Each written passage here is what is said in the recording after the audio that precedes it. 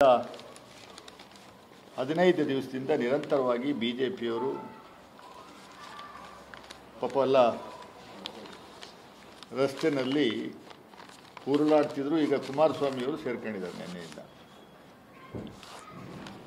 ಕುಮಾರಸ್ವಾಮಿಯವರು ಈಗ ಕೇಂದ್ರದ ಕ್ಯಾಬಿನೆಟ್ ಮಂತ್ರಿ, 2 ಪ್ರಮುಖವಾದ ಖಾತೆಗಳನ್ನು ನರೇಂದ್ರ ಮೋದಿಯವರು ಕೊಟ್ಟವ್ರೆ. ಒಂದು ಹೆವಿ ಇಂಡಸ್ಟ್ರೀಸು, ಇನ್ನೊಂದು ಸ್ಟೀಲು.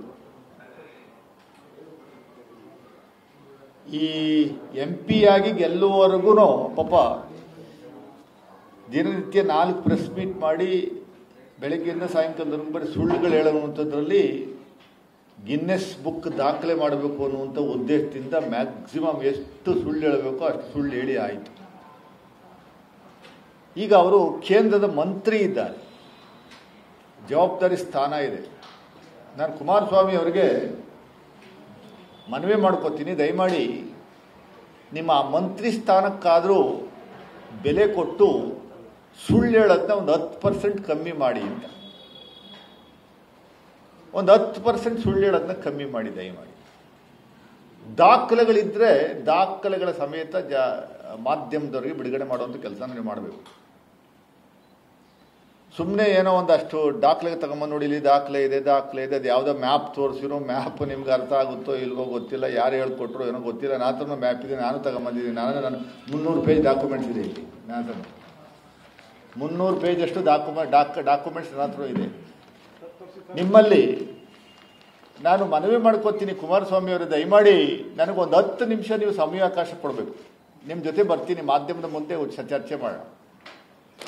ನೀವು ಏನೆಲ್ಲ ಪ್ರಶ್ನೆಗಳಲ್ಲಿ ಎತ್ತಿದ್ದೀರಿ ಅಷ್ಟಕ್ಕೂ ಉತ್ತರ ಕೊಡುವಂಥ ಕೆಲಸವನ್ನು ನಾನು ಈಗ ಮಾಡ್ತೀನಿ, ದಾಖಲೆಗಳ ಸಮೇತ. ಇದಲ್ಲದೇನೆ ಎಲ್ಲ ಒಂದು ಕಡೆ ರಾಜ್ಯದ ಮಾನ ಮರ್ಯಾದೆ ಸಂಪೂರ್ಣವಾಗಿ BJP JDS ದೇಶಾದ್ಯಂತ ಪ್ರಪಂಚಾದ್ಯಂತ ಹರಾಜು ಹಾಕುವಂಥ ಕೆಲಸವನ್ನು ಮಾಡ್ತಾ ಇದ್ದೀರಿ. ನಿಮ್ಗೇನು ಸಿಗದೇ ಇದ್ದಾಗ ಸುಳ್ಳನ್ನು 10 ಬಾರಿ ಸುಳ್ಳು ಹೇಳಿ ಜನಗಳಿಗೆ ನಂಬಿಸುವಂಥ ಕೆಲಸವನ್ನು ಮಾಡ್ತಾ ಇದ್ದೀರಿ. ಶ್ರೀಮತಿ ಪಾರ್ವತಿ ಸಿದ್ದರಾಮಯ್ಯನವರ ಅವ್ರ ವಿಚಾರದಲ್ಲಿ ಎಲ್ಲಾದರೂ ಒಂದೇ ಒಂದು ತಪ್ಪು ಆಗಿದ್ರೆ, ಒಂದು ಕಡೆ ತಪ್ಪಾಗಿದ್ದರೆ ದಯಮಾಡಿ ದಾಖಲೆ ಸಮೇತ ಹೇಳ್ರಿ. ಅವರ ವ್ಯಾಪ್ತಿಗೆ ಬಂದಿದ್ದು 2010ರಲ್ಲಿ. 10 ನಂತರ ಏನಾಗಿದೆ ಅನ್ನೋದ್ರ ಬಗ್ಗೆ ಮಾತಾಡಿ. 1952ನೇ ಇಸ್ವಿನಲ್ಲಿ ಏನಾಯ್ತು ಅಂತ ಯಾಕೆ ಮಾತಾಡ್ತಾ ಇದ್ದೀರಾ ಕುಮಾರಸ್ವಾಮಿ ಅವರು? ಈಗ ಎಲ್ಲ ಒಂದಷ್ಟು ಸುಳ್ಳುಗಳನ್ನ ನೀವೇ ಸೃಷ್ಟಿ ಮಾಡ್ಕೊತಾ ಇದ್ದೀರಿ. 5 ಪ್ರಮುಖವಾದ ಪ್ರಶ್ನೆ ಕೇಳಿದ್ದೀರಾ ನೀವು. ಮೊದಲನೇ ಪ್ರಶ್ನೆ ಮಾಧ್ಯಮದಲ್ಲಿ ಬಂದಿದೆ, ನಿಂಗಾ ಉರುಫ್ ಜವರ. ನಿಂಗಾ ಉರುಫ್ ಜವರ ಅಲ್ಲ, ಅವರು ನಿಂಗಾ ಬಿನ್ ಜವರ. 1985ರ ದಾಖಲೆ ಹತ್ರ ಇದೆ. ಅವರ ತಂದೆ ಹೆಸರು ಅದು. ಉರುಫ್ ಅಲ್ಲ, ಅಲಿಯಾಸ್ ಅಲ್ಲ. ಸುಮ್ಮನೆ ಸುಳ್ಳು ಹೇಳುವಂಥ ಕೆಲಸವನ್ನು ಮಾಡೋದು ನಿಲ್ಲಿಸಬೇಕು ಕುಮಾರಸ್ವಾಮಿ ಅವರೇ. ನನ್ನ ಹತ್ರ ಇಲ್ಲಿದೆ ನೋಡಿ ಈ ದಾಖಲೆ. ನಿಂಗಾ ಬಿನ್ ಜವರ ಅಂತ 1985ನೇ ಇಸ್ವಿನಲ್ಲಿ ಮೈಸೂರು ಡೆಪ್ಟಿ ಕಮಿಷನರು ಇವರಿಗೆ 3 ಎಕರೆ 16 ಗುಂಟೆ ಸರ್ವೆ ನಂಬರ್ 464 ಕೆಸರೆ ಗ್ರಾಮದಲ್ಲಿ 100 ರೂಪಾಯಿಗೆ ಹರಾಜಿಗೆ 3 ಎಕರೆ 16 ಗುಂಟೆ ಕೊಂಡ್ಕೊಂತಾರೆ. ಇವರು 3 ಎಕರೆ 16 ಗುಂಟೆ ಕೊಂಡ್ಕೊಂತಾರೆ. ಇವರು ಈ belongs to Dalit community. Ninga ಬಿನ್ ಜವರ ಅವರು ದಲಿತ ಸಮುದಾಯಕ್ಕೆ ಸೇರಿದವರು.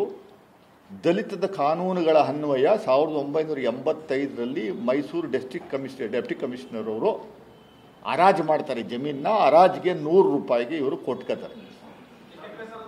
3 ಎಕರೆ 16 ಗುಂಟೆ 1985ನೇ ಇಸ್ವಿ ಮೈಸೂರು ಜಿಲ್ಲಾಧಿಕಾರಿಗಳು ಬಹಿರಂಗ ಹರಾಜಿನಲ್ಲಿ 100 ರೂಪಾಯಿಗೆ ಇವರು ಸೇಲ್ ಆಗುತ್ತೆ. 4 ಜನ ಭಾಗವಹಿಸ್ತಾರೆ ಹರಾಜಿನಲ್ಲಿ. ಅತಿ ಹೆಚ್ಚು ಹಣವನ್ನು ಪಾವತಿ ಕೂಗಿರುವಂಥದ್ದು ಇವರು 100 ರೂಪಾಯಿ. ಇನ್ನಿಬ್ಬರು 89 ರೂಪಾಯಿ, ಇನ್ನೊಬ್ರು 90 ರೂಪಾಯಿ, 95 ರೂಪಾಯಿ ಕೂಗ್ತಾರೆ. ಇವರು 100 ರೂಪಾಯಿ ಕೂಗ್ತಾರೆ. 100 ರೂಪಾಯಿ ಫೈನಲ್ ಅವಾರ್ಡ್ ಆಗುತ್ತೆ.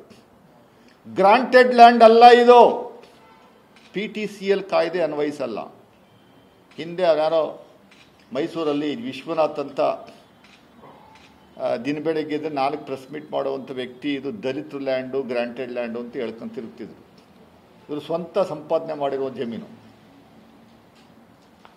ನಿಂಗಾ ಬಿನ್ ಜವರ ನಾಟ್ ಊರ್ ಕುಮಾರಸ್ವಾಮಿ ಅವರೇ.